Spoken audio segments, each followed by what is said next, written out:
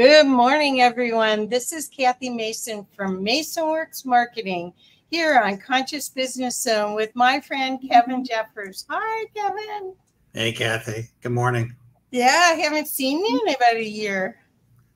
Oh, I've been busy writing books.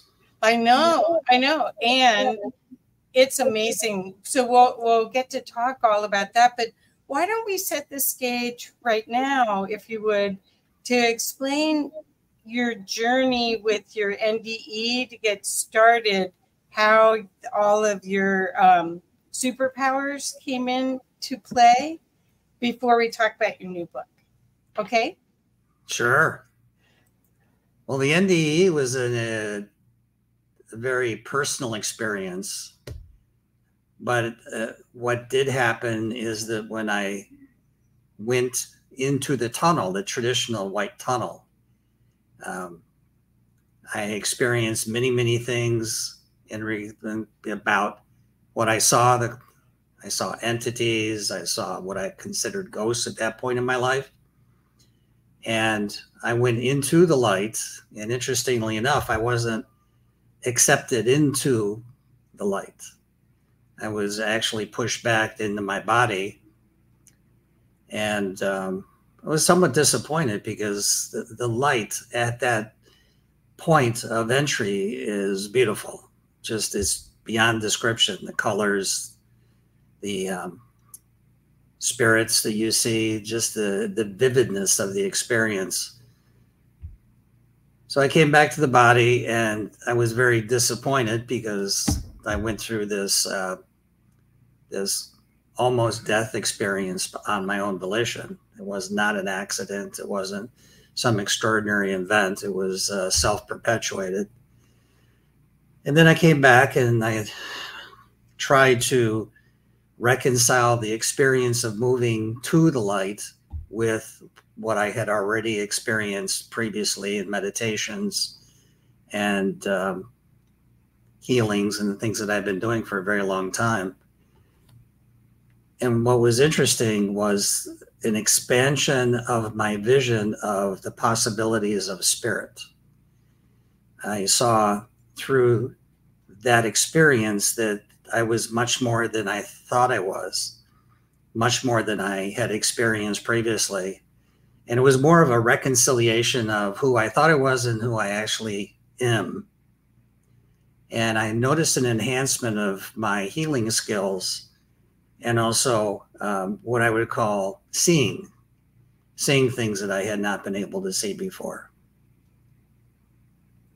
Okay, so I want to ask then about your first book, which I think you have a copy of it handy. Did you say you have it? I do. Oh, good. Okay.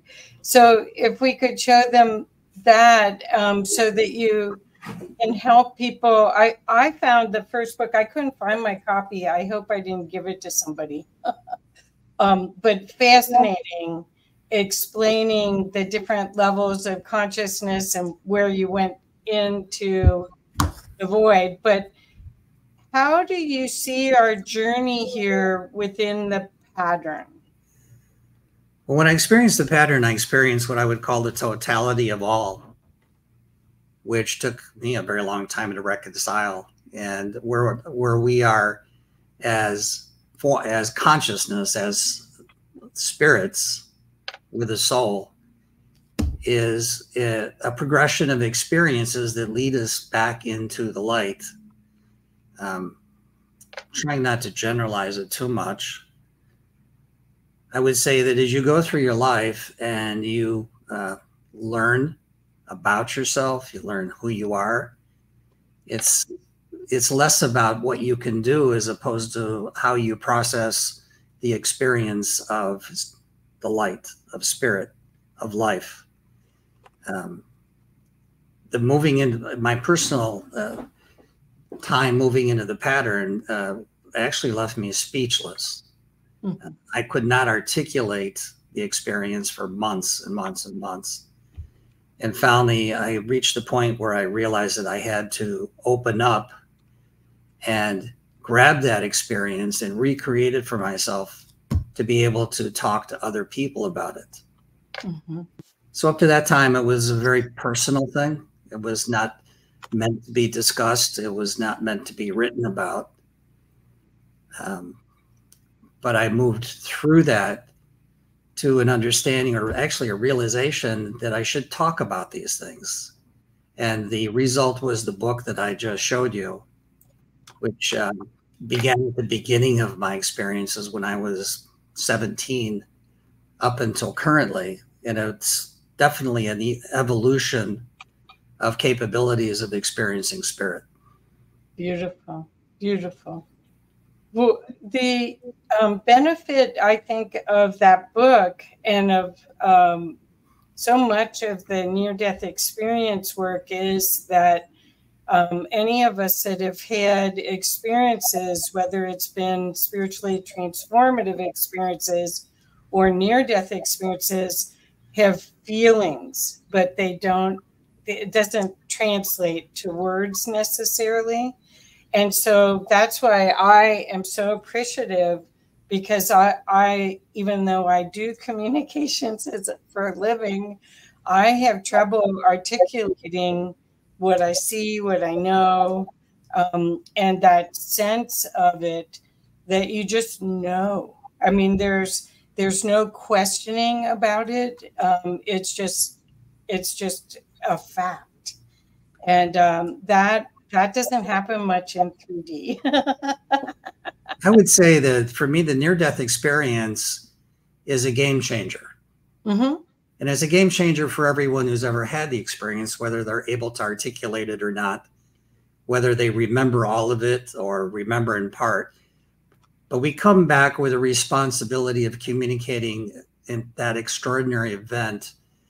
And generally, people that I've talked to, and I've talked to quite a few people that have had an NDE, near-death experience, is that they come back changed.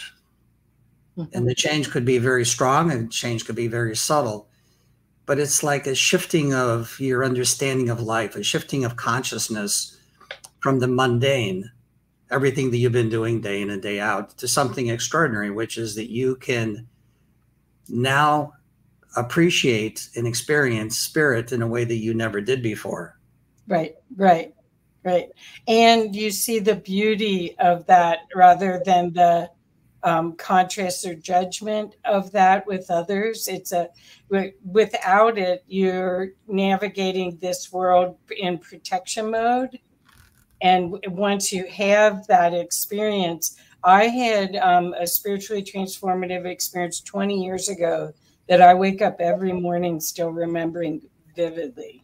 And after probably 2 days or a day or and a half after I had that experience, I had to go to the airport. And it's almost like you're walking on air. It's like, oh, this body, okay, this worked this time. And it's such a different belief system about how the world works. And I would like to take it a little bit beyond belief system. Okay, good. Talk about that for a minute. When you experience the light, when you experience yourself, you move out of belief systems. You move out of your preconceptions and your visualizations of who you are and what your life should be, because you simply see yourself as you are. The radiance of spirit is available to you at that point because you walked into the light in spirit. You didn't walk into your body or the flesh. It's not like sitting in a chair and meditating, of which I do almost daily. It moves way beyond the physicality of the meditation into the actuality of light, a transcending consciousness of light. There's a lot of talk these days, I notice, about quantum energy, quantum entanglement. And I think that has a lot to do with the near-death experience, because you are actually located in multiple points of consciousness simultaneously. Perfect. In quantum entanglement, you are everywhere and you are where you are. And that for me is like the near-death experience. You are everywhere and you are where you are. You're conscious of all that you are. And then you bring that back to your life here on the planet, and it doesn't make any sense. Because no, that's fine. The social construct that we operate under is a set beliefs. Mm-hmm. The beliefs that we've learned from our parents, from our friends, from our religious training, education. We build our life based upon what we've been taught. We don't build our life on what we've experienced. And the near-death experience pushes us past our beliefs into a higher reality of the potential of consciousness. Yes. One of the things that I encountered after that experience was moving through what you would call the spiritual realm. And in the spiritual realm, that particular realm that is closest to the planet, to the earth, I call it the earth energy system, are people, souls who have died in a manner that has not allowed them to adjust to the actuality of their death. They experience something, and being unable to move into the light, they become stuck. I call stuck here in the spiritual realm, in the planetary energy field. And when they become stuck, they don't know where to go. Mm-hmm. And the stuckness, or the it's kind of like an adhesion to the planet, but they don't have a body anymore. But they experience the physical life through the I would say eyes of others. And the people that have been unable to make that transition into the light, many of them are good people. You go to an old folks home and you see people that are dying under medications, under painkillers. They simply don't understand where they are, who they are. It also happens in violent death. It happens with children who have had no training or no guidance in a religious framework. You cannot go into the light unless you are guided into the light. And usually on death, we are guided into the light by family members or people that we love, or people that we're connected to. But in the case of violent death, in the case of death by medications, in the event of death by deterioration of our cognitive experiences, we don't know who we are. We don't know where to go. And hence, how can we go into the light without a path?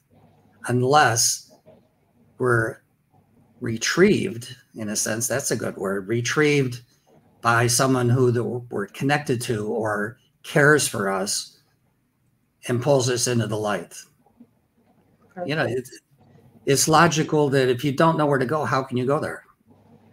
Well, that's a great segue to your next book, but I want people to understand that this opportunity to have a more expansive view of your existence here and to have access to more information than what seems apparent in this little box that we're in 3D is available without without hurting your body and having to have injuries the rest of your life. You can have that. And part of that, Kevin, I think you, after you had your near-death experience, you must have discovered the Monroe Institute audios, because in your new book, you talk about the Gateway Experience Journey CDs. Is that how you were able to re-experience where you were? No. Oh. Listening to the audio tapes that have been put out by the Monroe Institute helped me formalize my understanding of what I was experiencing. Oh, okay.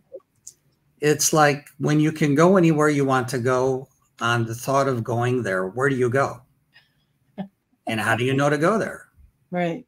What I have found in the Monroe tapes, the Monroe Institute tapes, is that there is a progression of experiences from the physical earth into the light.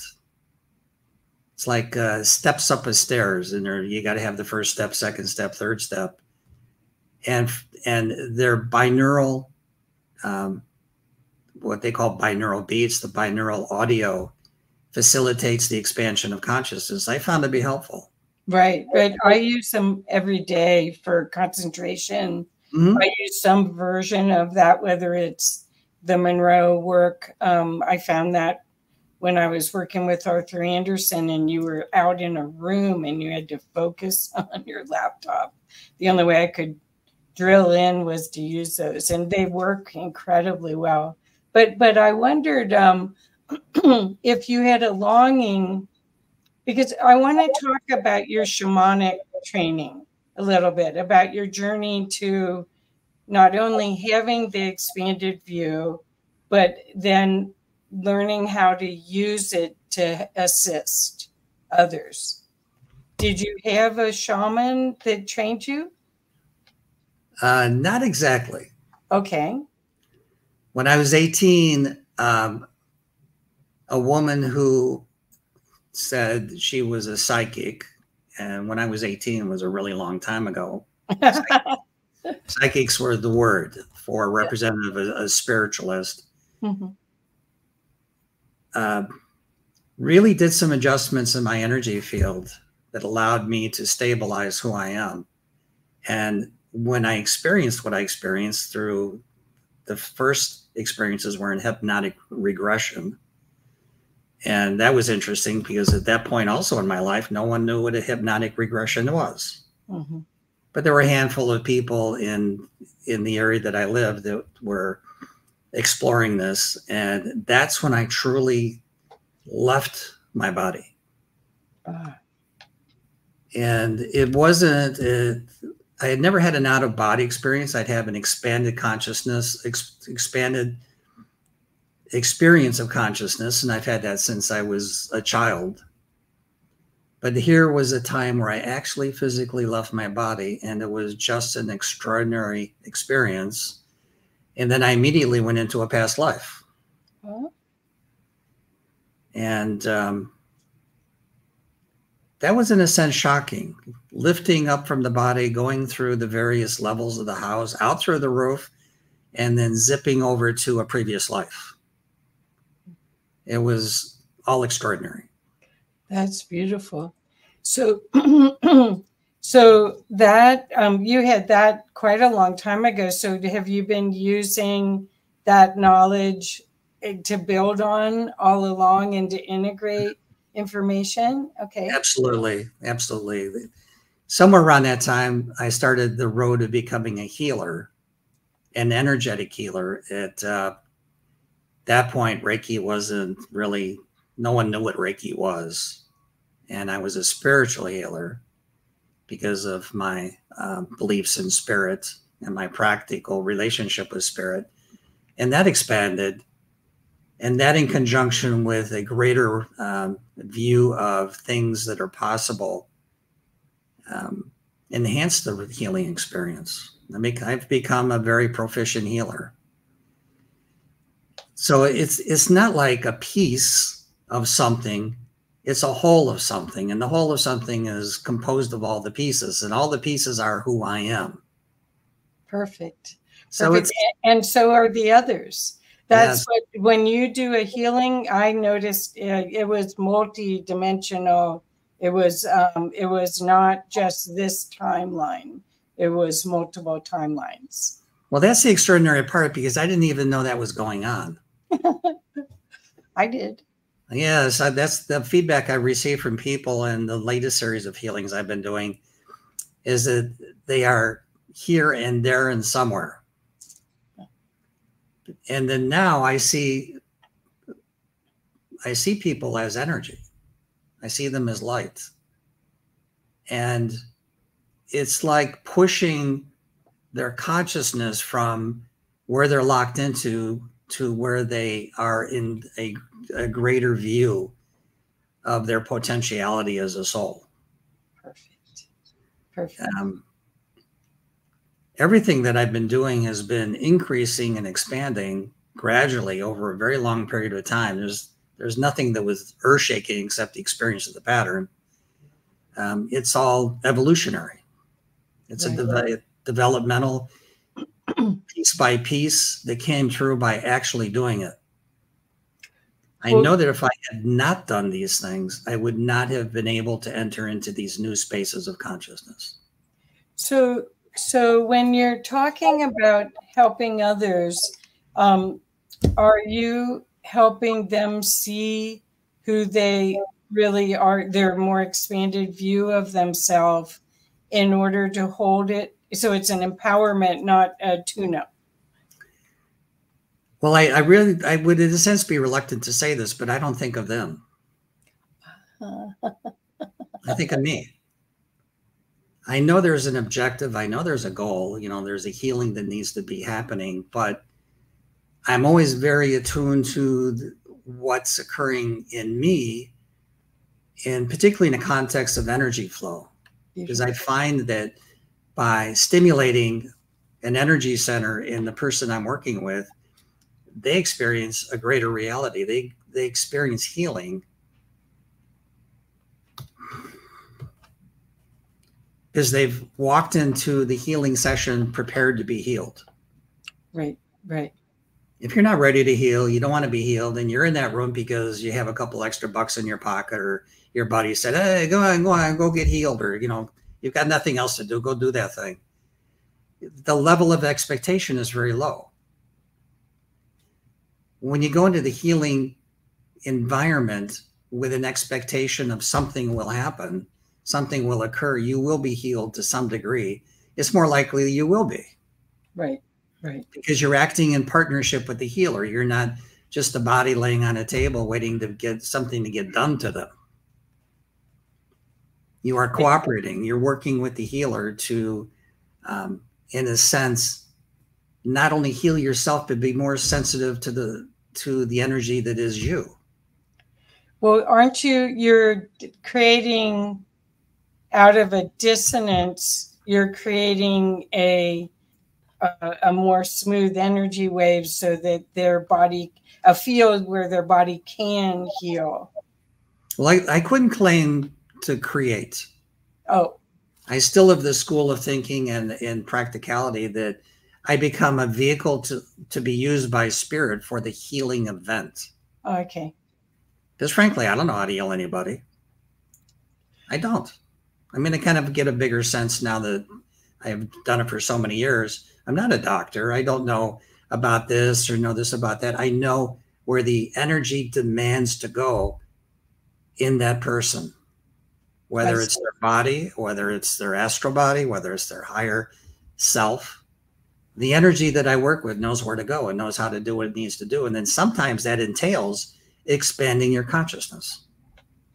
I see. So you experience a multidimensionality, not because of I'm doing that to you, but you've always had that possibility. And by embracing the possibility, you experience the experience. That makes sense. Well, they're in your field, so there's coherence with your field. Once again, it's just being a channel of energy and healing. That's what I call it. I won't, you know, people want to say you did this and you did this and you did that. I said, I did nothing. Sometimes I'm even clueless.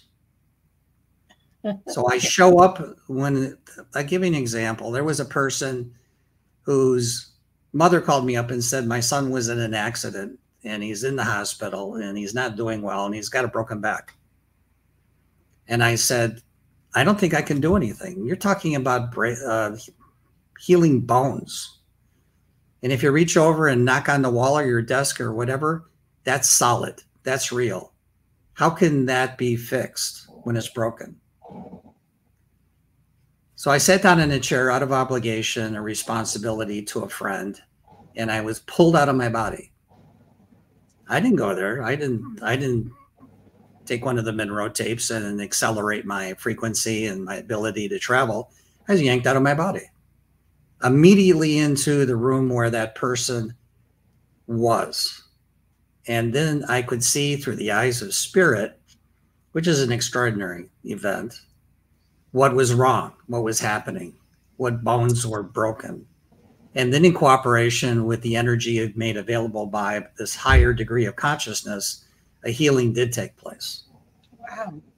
And I wouldn't talk about that one either, because this stuff just seems kind of like Twilight Zone, crazy stuff. How can you, yeah, I mean, how can this happen? But then I went to talk with a woman who had been involved for 40, 50 years in this business, in this work, I should say work. And I said, and I explained the whole situation. She said to me, so what? Wow. She said, that's just what people do, what people can do. And you did it, you experienced it. And I said, what I noticed about this thing is that everything has changed for me. And nothing has changed. Beautiful. I still get up in the morning, do my exercises, eat my breakfast, occasionally come to work when I need to do some work. And then I'm back into that space periodically throughout the day. But it's the same as it always was. It's nothing extraordinary. But everything has changed. The context, the view, the experience of life has changed. Because now I see that the impact that people have on each other is extraordinary. Right. Right. And often we don't even know it. We're not sensitized to it. Have you ever been met someone and literally had your life changed? That's a common experience. Right. Right. But there was an energetic reaction that was occurring on a level that you didn't understand or fully experience, but it still occurred. And right. Then you walk away from that event and you say, oh, that person was interesting. I feel a little changed, but some extraordinary things were occurring on an energetic level that you were not sensitized to because you didn't believe it was possible. Well, or if someone's still in your field afterwards, do you as soon as you're done with a session with somebody, do you click out of that space and because when I work with people, I open up the Akashic records, the galactic Akashic records, but I don't use that to work. I just use that space that I make sure that I'm there. It's my training wheels kind of thing. But I have to close it after a while. Well, this is the part of the work I don't particularly like. Oh, okay. I can't close it. Oh, wow. So if it's like putting your finger up and, putting it in the breeze and see where the breeze is blowing, I can find that person. Wow, forever? Uh-huh. Wow. I tell you, it's an extraordinarily annoying experience. Wow. It's like dialing in and hitting the telephone book and you find that person and then you know who they are and you know what's going on, you know what you know. So I have never been able to sever myself after that experience. Wow. Okay, so I want to go. If you're okay with it, I've got your website queued up, and Sure. I want to start talking about. Okay, so you can hear from Kevin that he is able to integrate 3D life and this multi-dimensional aspect of his consciousness and be highly functioning in 3D. And that's part of what I was hoping that would communicate here for people that are afraid of opening up to a bigger reality and expanding using maybe what they might call their intuition or their insights, being in the flow, whatever you want to call it. But that is our divine right to know and be expanded beings that way and use it here, right? Yeah, well, being afraid is a natural part of the process. It's like, what do we do when we go into a dark room? We really don't want to go into a dark room. If you've ever entered into a room and it's empty and it's dark, you just feel very concerned and very worried about encountering some form of danger or something that you haven't encountered before. So what do? You turn on a light. The spiritual experience is us turning on our lights, so that as we move through the dark, we know where we're going. But the first steps are one of fear, because we don't see what's in that room. Oh, that's perfect. That's like, was it Pluto? Who was it? Plato's cave, where he talks about the shadows and they were afraid to get out of the cave into the light. It's been the human condition. Shadows are creepy.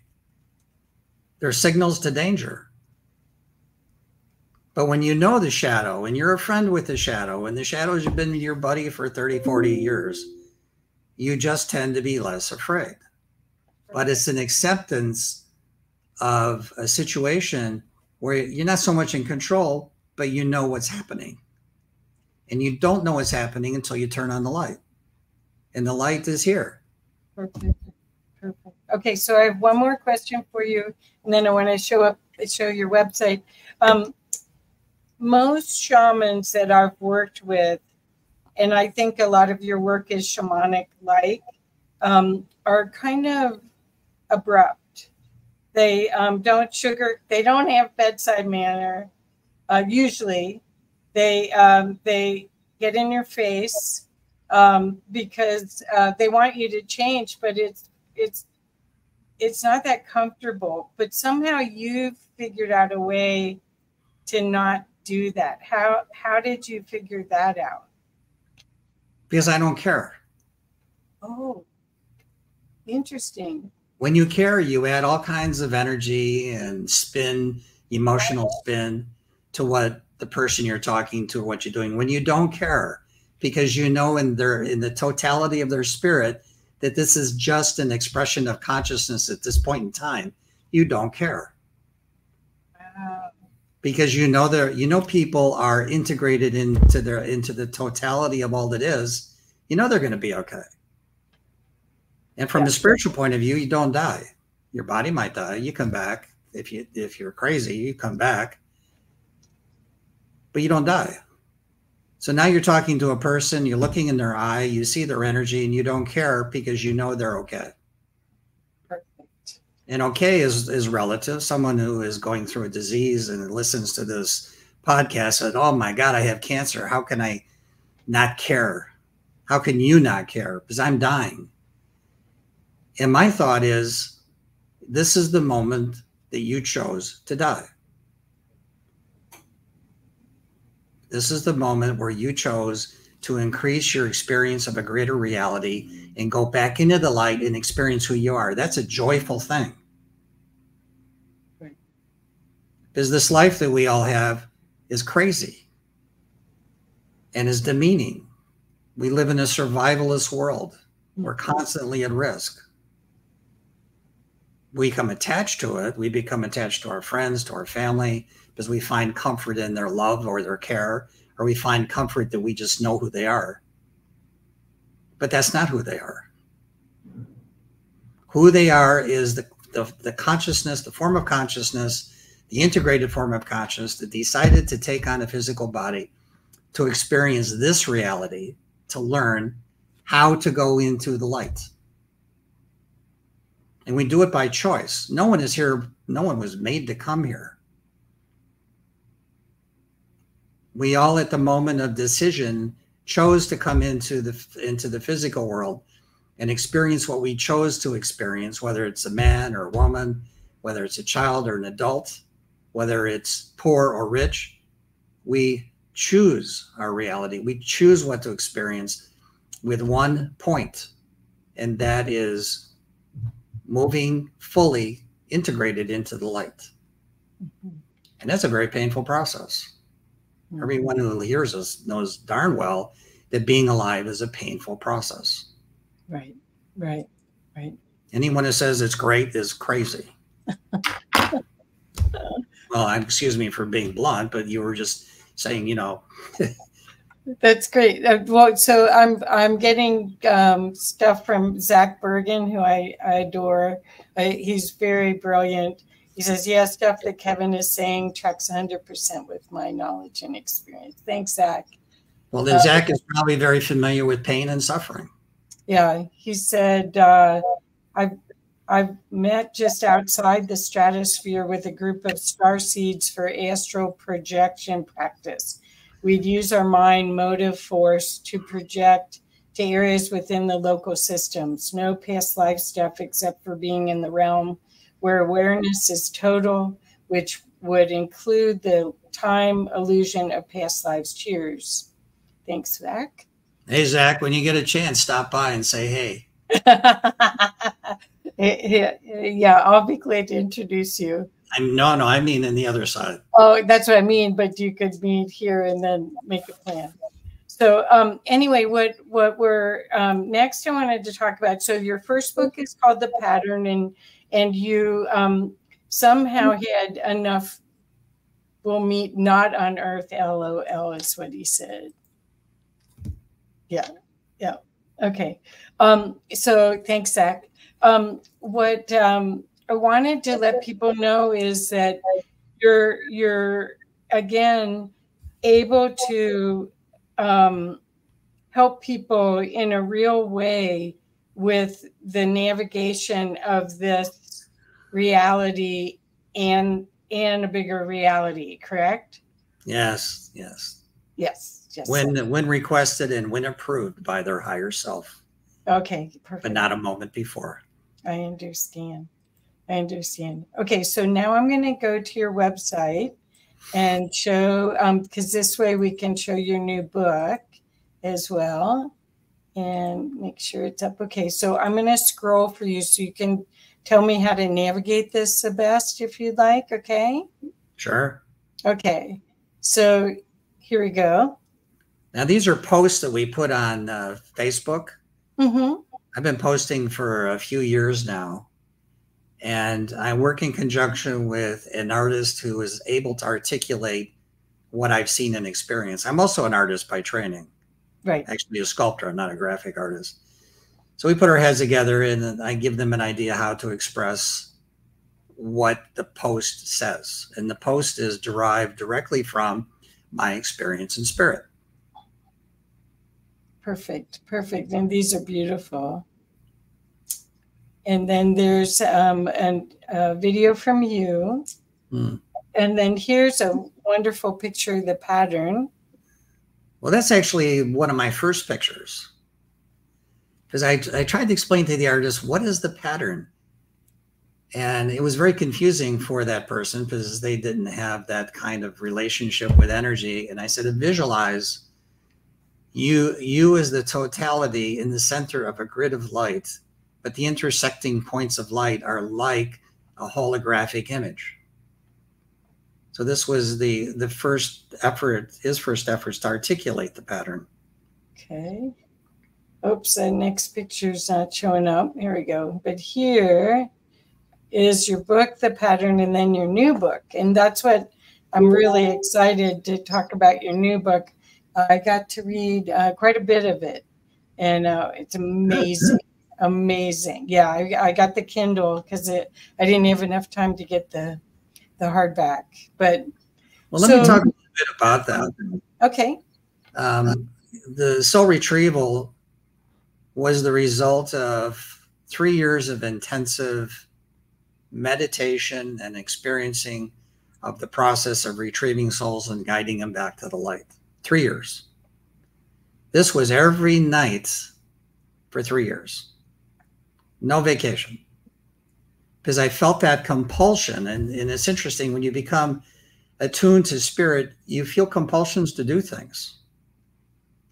And my compulsion was to talk about going out into that realm, that energetic realm around the earth, and seeing these, what I call lost souls, because they don't know where they're going, and guiding them back into the light. And that's where the two hands are touching. That's my experience of the touching of a soul helps center them to return to the light. And the meditation was, I simply was curious. What's on the other side? What's going on? Why is it this way? And then I began to learn that the reality that we have here on this planet is just one aspect of the greater reality of who we are on the other side. There's an expression that I just adore, and it said, as above, so below. But that's also a negative implication, because what's here now is not very good. But it's an articulation of the experience of spirituality, which on the other side is very organized. Because we're living in a universe of higher forms of consciousness. Right. And the book, The Pattern on the Left Side, is, I think, it's a closer articulation of my actual experience of the pattern, which is that in the Milky Way, which is a construct of a grid, which I call the pattern, you call it anything you want, I couldn't think of any other words, so I call the pattern, is a patterning of consciousness that helps us move through our life. Have you ever noticed that when you need help, there's help? Yep. When you need understanding, there's understanding. When you're stuck and you are truly attuned to spirit, you will get an answer. That's what I call the pattern. The pattern is designed to pull us through a higher degree of consciousness. The book on the right is really just the activity of soul retrieval. Oh, and let's talk about some of those. I don't know how to make this bigger, so I'm going to close it down for a second. Unless, is there something else you'd like me to show on this website before I? No, that's fine. We haven't updated the right side picture to the actual book cover. I don't have a copy of it here, so. Yeah, it's fresh off the press. I don't have a copy either. Well, okay, so I want people to understand the book, the new book, the Soul Retrieval book. You will not be able to put it down. So you better plan on, if you start reading it, that it's not 2 o'clock in the morning, that it's not you wake up and you want to read so you go back to sleep. That's not the kind of book. It's more like, wow. So in the first couple of retrievals, you did your mother first, then you did your father, who you had a rough experience with, but that cleared it up. Do you want to talk about either one of those where you're I don't know if you've lost any. I can talk about both. I'm fine. Okay. The retrieval of my mother was that after her death, and she died a very bad death, she was unable to breathe, and they had her on morphine as pain relief and also to reduce anxiety of not being able to breathe. So essentially, when she died, she was a drug addict. And I was very concerned about that, because people that transition into spirit in that condition usually have a very hard time finding out who they are, just rediscovering who they are, and having a full experience of spirit. So I was very concerned about her.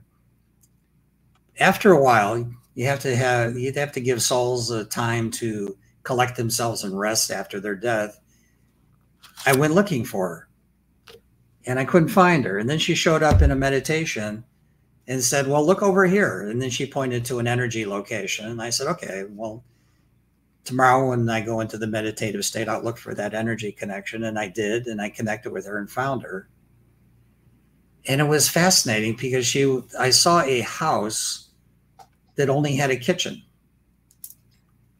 And my mother was cooking. And she loved to cook. She's Italian. She would cook pastas, lasagnas, all kinds of spaghettis, all kinds of great tasting food. And I went into the kitchen, like when I was growing up, and we were chatting. And I said, do you want to go into the light? And she said, well, maybe later. I'm busy cooking. And I said, okay. But what I noticed is that when she completed a dish, she would turn her head back to the stove, and then she would look back and it was gone. And she said, oh, we need some more pasta. This would go back and forth and back and forth. So it was a perpetual process of doing that which she loved to do. And I think that is a form of heaven. Oh. Going to the place where you love doing what you want to do. And I said, well, Mom, maybe there's a little bit more to this whole thing. And her sister showed up. And then her mother showed up.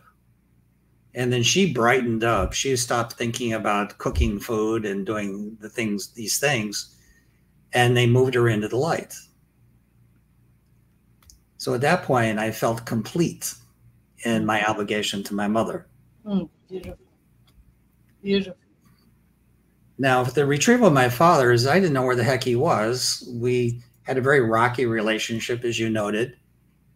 And he, when he died, he had a stroke, and he actually took about a year to die. He left, he was not in his head. People that die after a stroke are generally not coherent. And eventually I found him. No one is really lost.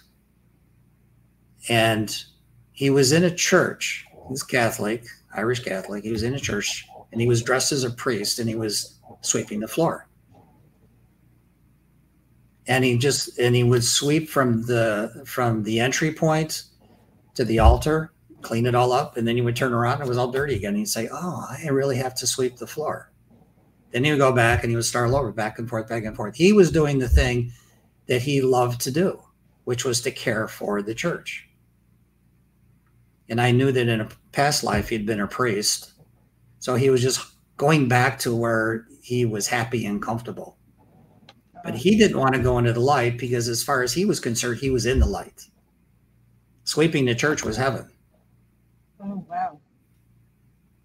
So in this case, no one called out to him, and he really didn't want to go because he was doing what he wanted to do. And I said goodbye. So now I know where he is, and I have no plans to go back again and try to retrieve him into the light because he's doing what he wants to do. And he was very clear about that. Yeah. Yeah. Okay. So the other one I wanted to ask your insights on was the one that, the retrieval that you did, and I don't know what the date was, but it was kind of demon lizard like, and it turned into a baby. Can you talk about that one? I'm trying to remember that one. Oh, well, it sounds like in the ones I was reading that were darker, you called in a team. You called in your team to help you. Do you want to mention a little bit about that, and maybe that'll help trigger? I think I'm blanking that one out. I don't think I particularly like that one. It like blew my circuits. What I remembered was that you had to help this being that was not sort of grunted, yes, I'm ready to go, but it was kind of a terrifying looking lizardy kind of being. And then when you brought it to the light, it turned into a little baby. Well, that was symbolic of this restart of that form of consciousness. But I don't want to open a whole book up. I'll just open a couple pages up here. Not of that experience particularly. Okay. There are other forms of consciousness that take on human bodies. Right. Right. Non-human intelligences. And a lizard is a fairly common form of consciousness outside of the earth plane that has their own reality, that has their own society, and they come to earth to learn new things. Okay. And the integration of the, quote, non-human intelligence, some people call them aliens, is a bumpy ride because they don't have a cultural context to the human experience. And they come here to learn something, and often they fail. The whole thing goes bad. So as I'm recalling that experience, the moving into the light and the transformation into a baby was a restart for that particular form of for that particular soul. So, okay, so I have a next question. How did you remember in such incredible detail each one of these? Did you right away after it happened record it on your phone? Or, I mean, because it's fabulous, you guys. Wait till you read this book. It's really cool. How did you remember in detail what went on? I became really good at writing stories on my telephone. I bet.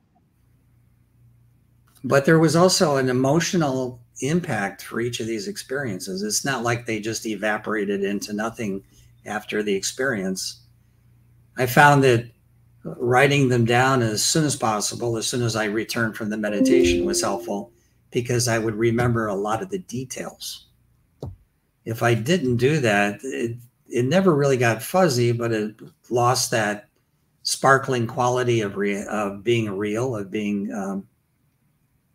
of you being able to experience it. So probably 4 in the morning, I'm sitting there on my stupid phone and, you know, typing away. And once I typed it, then it stuck. Yeah. I wondered if you spoke it because it's that clear. It's beautifully done, you guys. You're going to love this book. But you know, Kathy, at the point that I wrote it down, it all just seemed natural. It wasn't weird. It wasn't this. It wasn't that. It was just simply, well, that's what I experienced. And I wrote it down. And then in hindsight, when I was preparing the book and pulling out this journaling, they did sound a little weird. But that was like years ago, years and years ago. But Yeah. they still had a sparkle about them. For some reason, working in spirit, what you do has a sparkle about it. You really don't forget it. Yes. Yeah. Well, If you go to sleep and you have a really cool dream and you wake up and you can't remember it, I would generally say, well, that's probably not a real experience so much as it is just a remembrance. Perfect. Okay, so now we want to segue into your participation with IANDS. And I met you last year at the IANDS conference. You're one of are you a speaker or on the panel? What are you doing this year in Phoenix? Well, I have an hour to talk about something, which probably is closer to the soul retrieval and the application of the experience of the near-death experience into a practical skill or tool. So I talk to folks that have gone through the near-death experience and they're in shock from it. And I say, look at literally, you came back changed. Mm-hmm. And this is how I know that you came back changed. And we would talk about that. Because it was a positive experience, even though it might have been a little weird and creepy. It's still a good experience. It's still a positive experience. And so in IANDS, gave a lecture last year, and I was a healer for, I think it was 5 days, mm-hmm. Lost track. And my book had been published. So it was really just about, I went there for the healing. I didn't go there to promote a book, and I didn't go there for the speech. I went there because I committed myself to be available for healing of people that I had enormous respect for because they were attuned to what I was attuned to. Mm-hmm. And I generally don't do that.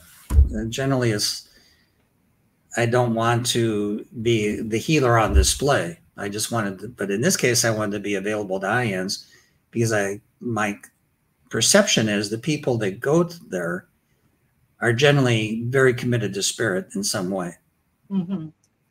Well, what I would say is that they've experienced the same pattern or field of reality, and they're doing their best to remember and utilize it in this reality. And that should be honored. I think that should be honored. Yes. Yes. Because the majority of the people you meet don't really care about that. But then you go to this conference where people have either had a near-death experience or fascinated by a near-death experience. They are demonstrating a commitment to spirit that I think I have to honor. Right, right. So what, as far as you speaking, are you excited to see people you met last year, or what is it about the conference? So other people that might want to watch it online, if they can't come in person to Phoenix, or there's tickets to buy it online as well as in person. And the website is conference.iands.org. Or if you go to the IANDS.org, there is a button to get to that one, but direct to it is conference.iands.org. And I, as a volunteer, I've been a volunteer for 7 years for IANDS, and I never hardly get to see any of the presentations. So I always try to get the recordings and forget Netflix, forget Gaia TV, forget all that stuff, and watch that while I'm eating dinner for the next months. Because the articulation and the heart space really is recorded. It really is palpable, just like doing healings over digital media. It works beautifully. So I just wanted to make sure that people knew that that's still open for them, but they still can come to Phoenix. It's easy access from all over the country. Well, you know, Kathy, there's an interesting mix of the scientific, the medical, and the spiritualist. Mm-hmm. Because in the eyes of people with a near-death experience, because they've gone out in the spirit, there's no difference between the scientist, the doctor, and the spiritualist. Right. It's just people that have articulated an interest in one particular area. So if you say, is near-death experience real? You're going to meet the scientist. Was I healed? You're going to meet the medical folks. You're going to meet the psychiatrists. You're going to meet the analysts. And then you're going to meet people that had the near-death experience. Right. It's a very rich environment for experiencing spirit. It feels like family. I mean, there's so many people that year after year, you may not see them, but you see them at this event, and it's like a party time again. But it's quite amazing, the articulation of people's experience. It really does help others learn how to speak about their own multidimensional experiences and have the words to help others with it too, because I think you feel very isolated originally trying to connect the dots or connect the pattern, if you want to use your analogy. So that's this seems to fortify your and expand your access by being the most powerful part of this conference is the sharing room, where people have had a near-death experience, just talk about it. So I would recommend someone who's had a near-death experience and can't articulate it and doesn't have any basis of understanding of what occurred, go to the conference and go into these breakout rooms and meet 6, 7, 8 different people that have had this experience, and they're very bewildered. They're very excited. But it really opens up for the person who is new to the experience what they actually went through. Beautiful. Yeah. And that's happening at the end of August and the first couple of days of September in Phoenix this year. So it's a 2024 IANDS conference, and Kevin's going to be, are you going to be a healer there too? Yes, I'll be healing on my off days. Oh. I don't have any off days. The only thing that's different is that the lecture that I'm giving, or the talk I'm giving, is not even a lecture. I'm not lecturing. Sharing the experiences in the book is Friday at 2:30. Oh, wonderful. But I promise I'm going to show up, and I'm not going to have a script. I'm not going to have any details what I'm going to say. I will have a copy of my book, I hope.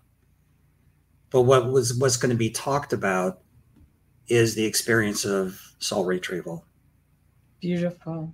Beautiful. Well, thank you. And again, everyone, you want to go to Kevin's website. So Kevin, what's the best way for people to get a hold of you so that they can follow your adventures? Because I'm sure you got you've got more stuff going to come through. we have a big presence on Facebook. We're posting weekly different experiences that I've had over the years, accompanied by that really the incredible artwork. And that would be you just go to Facebook and it's the pattern. Perfect. If you want the book, you go to Amazon, and it's available on Amazon, the 2 books. And then the website is info at thepattern.pub, P-U-B. P-U-B. Yes, that's the only website I know that is a .pub. So that's perfect. So everyone, please do yourself a favor and follow what Kevin's doing. Check out his other interviews on YouTube. I've interviewed him once before, and you'll get more details about that first book on that interview. But this is somebody that you'll see. This is just the beginning of what his capability to help and reach others is going to, you can see it's going to multiply. So thank you so much, Kevin. It's going to be wonderful to see what comes next. Thank you. Be well, Kathy. Thank you for inviting me. Thank you, dear. All right. Bye-bye.